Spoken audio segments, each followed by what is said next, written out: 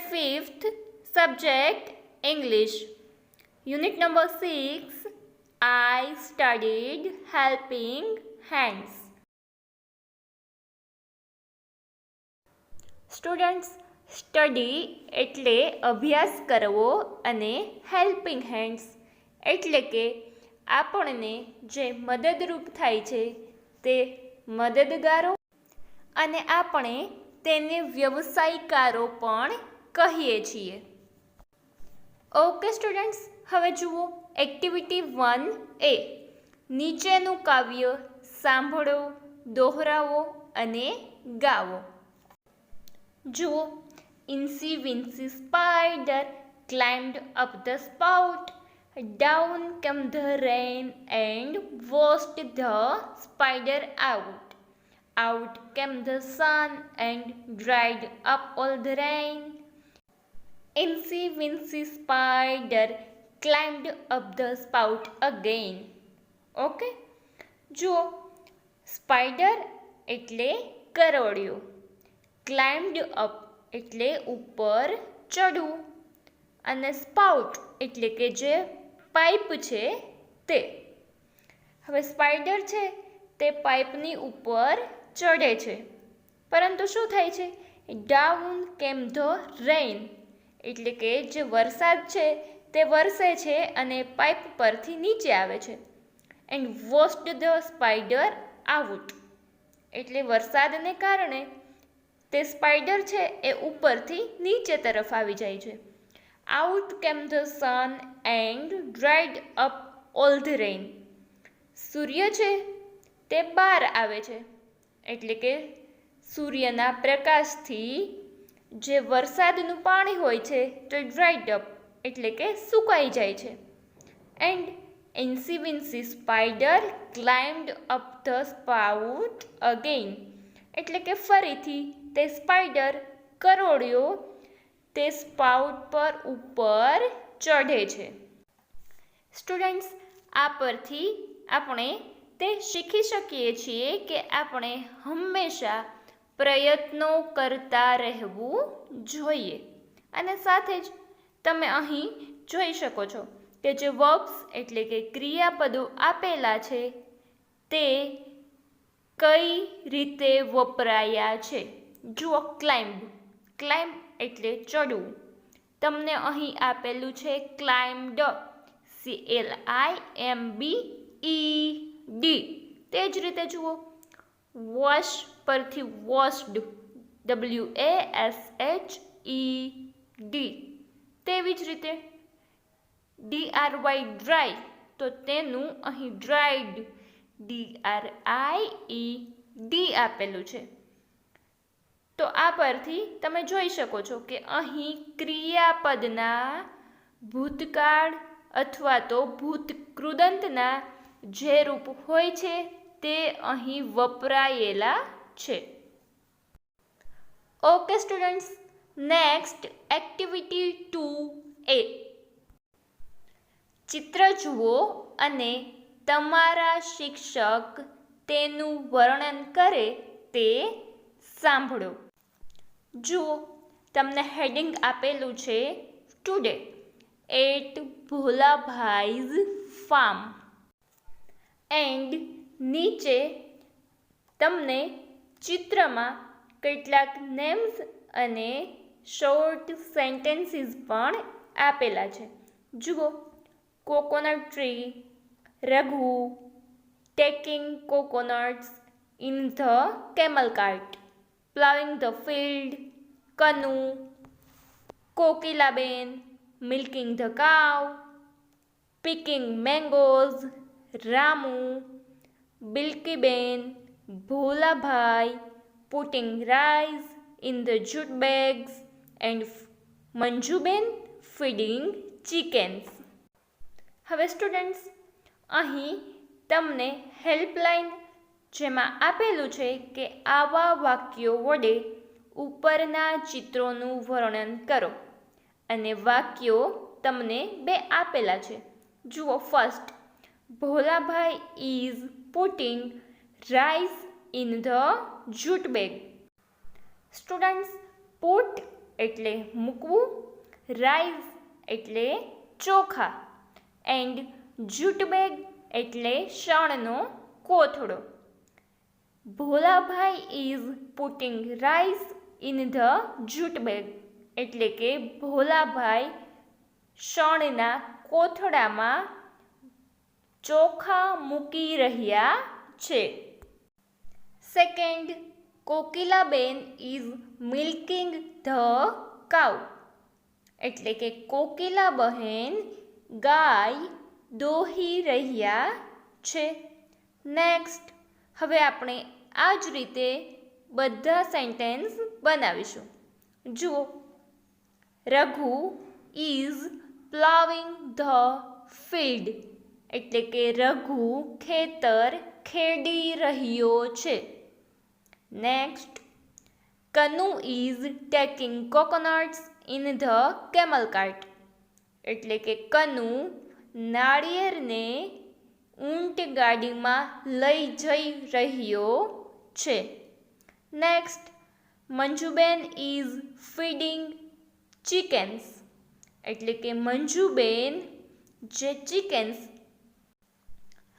મરઘીના બચ્ચા છે તેને ખવડાવી રહ્યા છે. Next, Bilkiben is putting rice in the jute bag એટલે કે બિલ્કીબેન પણ ભોલાભાઈની સાથે જ જે રાઈસ એટલે કે ચોખા છે તેને જૂટ બેગ એટલે કે શણના કોથળામાં મૂકી રહ્યા છે. Next, Ramu is picking mangoes એટલે કે રામુ કેરીઓ ચૂંટી રહ્યો છે અથવા તો જે મેંગો ટ્રી છે તેમાંથી રામુ કેરીઓ એકત્રિત કરી રહ્યો છે. સ્ટુડન્ટ્સ, આ રીતે તમે આપેલા ચિત્ર પરથી વિવિધ વાક્યો બનાવી શકો છો. હવે જુઓ એક્ટિવિટી 2B. ભોળાભાઈના ખેતરે ગઈકાલે કોણ શું કામ કરતું હતું તે સાંભળો અને વાંચો. સ્ટુડન્ટ્સ, આપણે જે ફર્સ્ટ પિક્ચરમાં બધા સેન્ટેન્સીસ સમજ્યા છે તે આ જ વિશે આપેલું હતું અને અહીં તમને જે બોક્સ આપેલું છે તેમાં ભોળાભાઈના ખેતરમાં ગઈકાલે કોણ શું કામ કરતું હતું તે વિશે આપેલું છે. જુઓ, ધ્યાનથી સમજો. યસ્ટરડે એટલે કે ગઈકાલે. કનુ picked mangoes એટલે કે કનુએ કેરીઓ ચૂંટી હતી અથવા એકત્રિત કરી હતી. Ramu took coconuts to the market એટલે કે રામુ નાળિયેર માર્કેટ એટલે કે બજારમાં લઈ ગયો હતો. Manjuben and Bholabhai put rice in the jute bag એટલે કે મંજુબેન અને ભોળાભાઈએ ચોખાને જૂટ બેગ એટલે કે શણના કોથળામાં મૂક્યા હતા. કોકિલાબેન મિલ્કડ ધ કાઉ કોકિલાબેને ગાય દોહી હતી. બિલ્કીબેન ફેડ ધ ચિકન્સ બિલ્કીબેને ચિકન્સ મરઘીના બચ્ચાને ખોરાક ખવડાવ્યો હતો. Yesterday Janki ploughed the field એટલે કે ગઈકાલે જાનકીએ ખેતર ખેડ્યું હતું. And last, Raghu took the sheep to the jungle એટલે કે રઘુ શીપ ઘેટાને જંગલમાં લઈ ગયો હતો. સ્ટુડન્ટ્સ, અહીં તમે જોઈ શકો છો કે જે વર્બ્સ ક્રિયાપદો આપેલા છે તેના ભૂતકાળના રૂપનો અહીં ઉપયોગ થયેલો છે, જ્યારે તમને ટુડે કરી અને જે બોક્સ આપેલું હતું તેમાં એમ ઇઝ આર પ્લસ ક્રિયાપદનું આઈએનજી વાળું રૂપ હોય તે રીતે વાક્યો આપેલા હતા.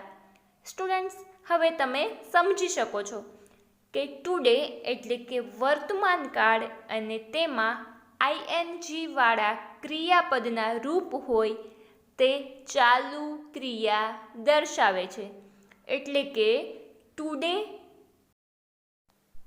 વાળા બધા સેન્ટેન્સીસ ચાલુ વર્તમાન કાળ અહીં દર્શાવે છે.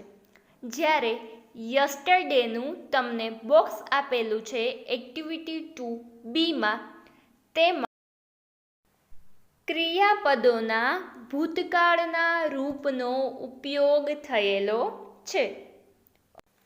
નેક્સ્ટ, એક્ટિવિટી 3 જૂથમાં કામ કરો. એક્ટિવિટી 2A અને એક્ટિવિટી 2B સરખાવો. ઉદાહરણ પ્રમાણે દરેક વ્યક્તિનું કાર્ય લખો. હવે અહીં આપણે એક્ટિવિટી 2A અને 2B બંનેની સાથે કમ્પેરિઝન કરવાની છે. જુઓ, તમને અહીં આપેલું છે name, yesterday and today. For example, Raghu in yesterday took the sheep to the jungle and today plowing the field. Students, આપણે અહીં જોઈ શકીએ છીએ કે રઘુ ગઈકાલે ઘેટાને જંગલમાં લઈ ગયો હતો અને આજે તે ખેતર ખેડી રહ્યો છે.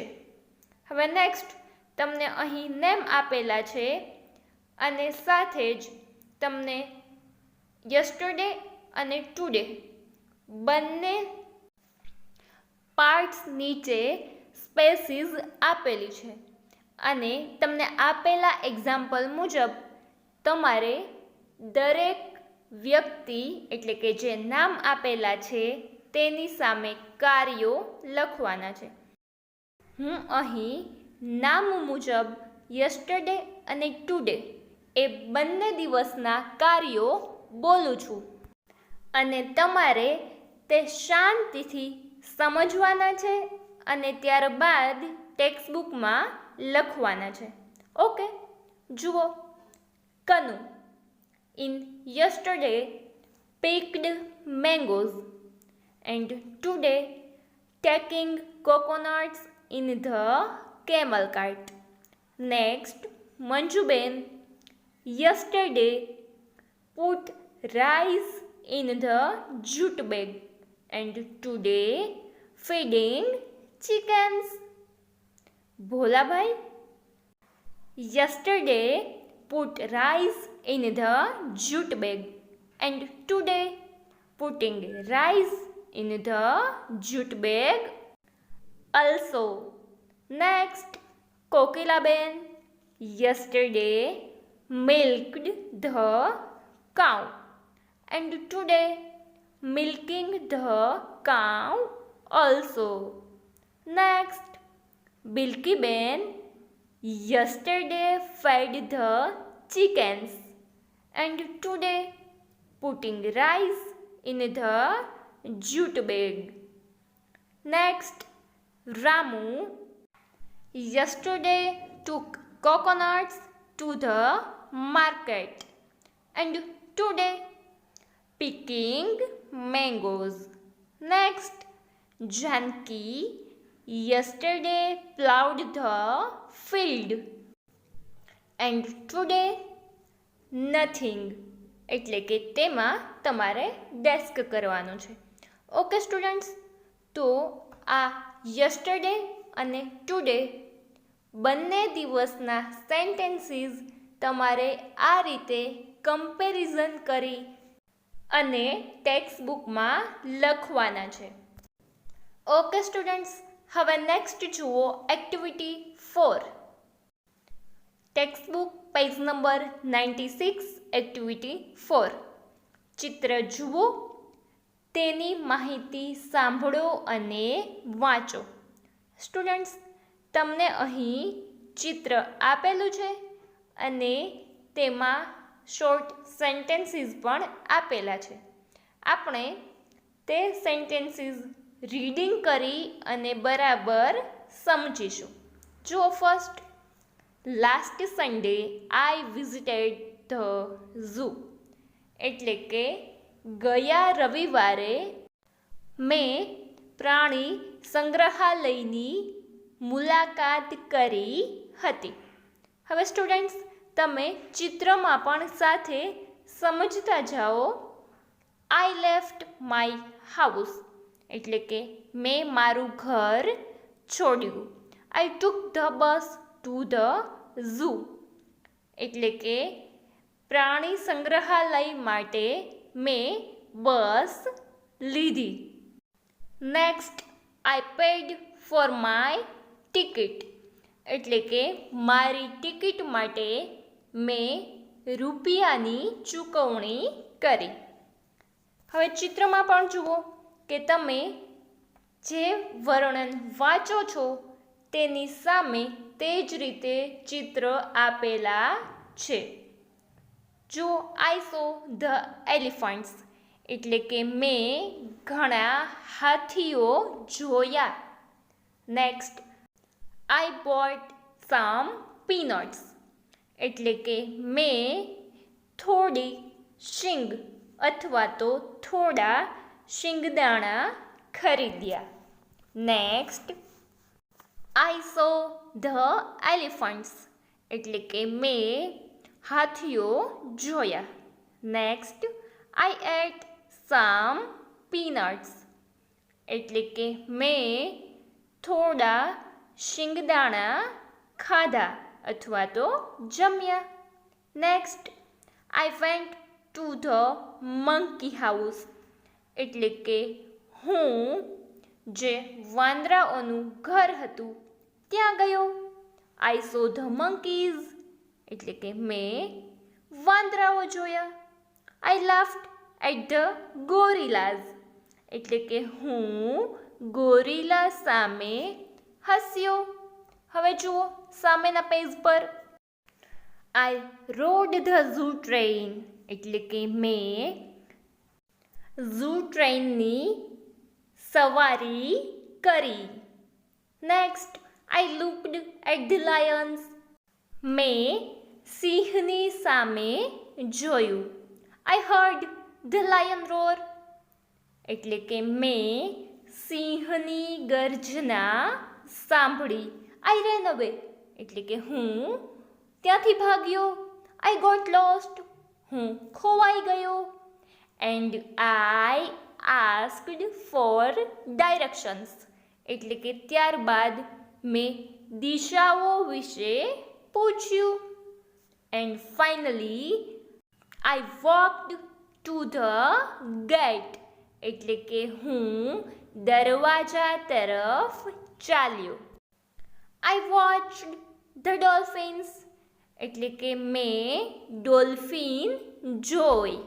And I said good bye two the zoo keeper એટલે કે ત્યારબાદ મેં ઝૂ કીપરને ગુડ બાય કહ્યું.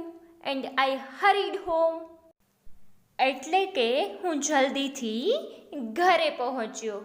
સ્ટુડન્ટ્સ, અહીં એક્ટિવિટી 4માં જે સેન્ટેન્સીસમાં વર્બ્સ આપેલા છે તે બધા જ ભૂતકાળના રૂપ છે. સ્ટુડન્ટ્સ, હવે તમે ધ્યાનથી જુઓ અને સાથે જ સમજો કે આપણે જે ક્રમમાં સેન્ટેન્સીસ રીડ કર્યા હતા તે જ ક્રમમાં હું ક્રિયાપદનું મૂળ રૂપ અને ત્યારબાદ તેનું ભૂતકાળનું રૂપ બોલું છું. તમારે શાંતિથી તે સમજવાનું. જુઓ, first, visited visit, left leave, took take, paid pay, saw see, bought buy, saw see, ate went, go, saw, see, laughed, laugh, rode, ride, looked, look, heard, hear, ran, run, got, get, asked, ask, walked, walk, watched, watch, said, say, and hurried, hurry. Students, આ પરથી આપણે ક્રિયાપદના મૂળરૂપ અને તેના ભૂતકાળના રૂપનો meaning અને તેનો use શીખી શકીએ છીએ. ઓકે એન્ડ સ્ટુડન્ટ્સ, આજે તમારે હોમવર્કમાં આપણે અહીં જે ક્રિયાપદના મૂળરૂપ અને ભૂતકાળના રૂપ જોયા છે તે વ્યવસ્થિત સમજવાના છે અને સાથે જ એક્ટિવિટી 3 પેજ નંબર 95 પર આપેલી છે તેમાં તમારે આજે સમજાવ્યું છે તે મુજબ આપેલી જગ્યામાં સેન્ટેન્સીસ વ્યવસ્થિત અને સારા અક્ષરે લખવાના છે. Okay dear students, thank you so much. Have a nice day. Bye by.